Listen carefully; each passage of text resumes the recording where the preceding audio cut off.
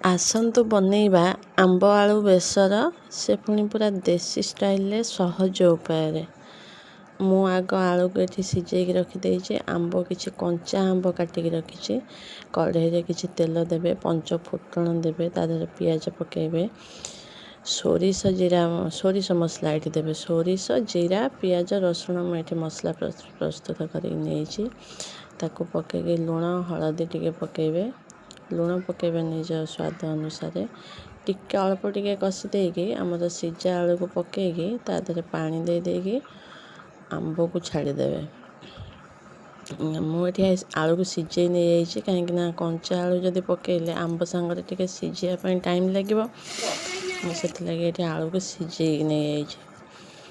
ତାପରେ କିଛି ସମୟ ତାକୁ ଏମିତି ଫୁଟିବା ପାଇଁ ଛାଡ଼ିଦେବେ।